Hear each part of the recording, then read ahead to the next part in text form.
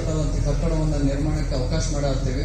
ಮುಂದಿನ ದಿನಮಾನ ಒಂದು 2 ವರ್ಷದ ಒಳಗೆ, ನನ್ನ ವಿಚಾರದಾಗ 2 ವರ್ಷದ ಒಳಗೆ ಯಾವುದೇ ಕಾರಣಕ್ಕೂ ಅವ್ರು ಬೇರೆ ಕಡೆ ಹೋಗುವಂತ ವ್ಯವಸ್ಥೆ ಮಾಡಿಕೊಟ್ಟು ನಿಮ್ಮ ಸ್ಕೂಲ್ ನೀಟಾಗಿ ಒಂದು ವ್ಯವಸ್ಥಿತವಾಗಿ ಬರಕ್ಕೆ ವ್ಯವಸ್ಥೆ ಮಾಡಿಕೊಡ್ತೇನೆ.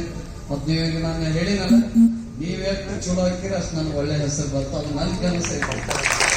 ನನ್ನ ಸಂಬಂಧ ಯಾವುದೂ ಇಲ್ಲ. ಎಲ್ಲ ಕ್ರೀಡೆದಾಗರೆ ಇರ್ರಿ, ನೀವು ಇನ್ನೊಂದು ಕಲ್ಚರಲ್ ಆಕ್ಟಿವಿಟಿದಾಗರೆ ಇರ್ರಿ, ನೀವು ಯಾವ್ದ್ರಾಗ ಇದ್ರು ಸತ ಯಾರು ಮಾತು ಕೇಳೋಂಗಿಲ್ಲ, ಗೊತ್ತಾಗ್ತಿಲ್ಲ. ನಾ ಈಗ ಒಂದು ಮಾತ್ರ ನಾನು ಅಷ್ಟೇ ಕೇಳಿ, ಉಳಿದಿದ್ದೆಲ್ಲ ನಿಮ್ಮ ಸರ್ಗಳು ಮೇಡಮ್ಗಳು ಕೇಳ್ಬೇಕು, ನಾನು ಕೇಳ್ಬೇಕು, ಅವ್ರನ್ನ ಕೇಳ್ಬೇಕು ನೀವು. ಆದ್ರೆ ಇದು ಏನೇನು ನಾನು ಕೆಲಸಗಳು ಮಾಡಿಕೊಡ್ಬೇಕಾಯ್ತು, ಅದನ್ನ ನಿಮ್ಮ ಟೀಚರ್ಸ್ ಸ್ಟಾಫ್ ಜೊತೆಗೆ ಮಾತಾಡ್ಕೊಂಡು ಅವ್ನು ಮಾಡ್ಕೊಳ್ಳೋ ವ್ಯವಸ್ಥೆ ಮಾಡ್ಕೊಡ್ತೀನಿ.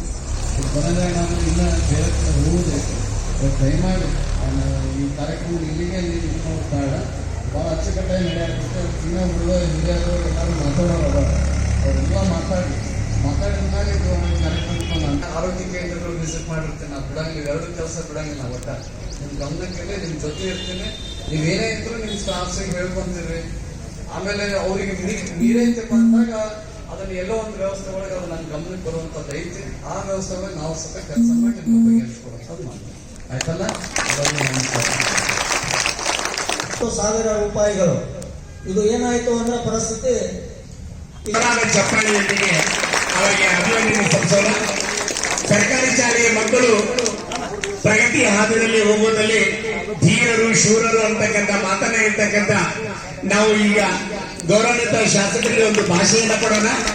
ಈ ಬಾದಾಮಿ ತಾಲೂಕಿನ ಇತಿಹಾಸದಲ್ಲಿಯೇ ಶಿಕ್ಷಣ ಇಲಾಖೆ ಹೆಚ್ಚಿನ ಅಂಕಗಳನ್ನು ಪಡೆದುಕೊಂಡು ನಾವು ನಿಮ್ಮ ಗೌರವಕ್ಕೆ ಪಾತ್ರರಾಗ್ತಾ ಇದ್ದೇವೆ ಅಂತಕ್ಕಂಥ ಮಾತನ್ನ, ಭಾಷೆಯನ್ನ ಈ ವೇದಿಕೆ ಮುಖಾಂತರ ಕೊಡೋಣ ಅಂತಕ್ಕಂಥ ಮಾತನ್ನ ನಾವು ಹೇಳ್ತಾ ಇದ್ದೇವೆ.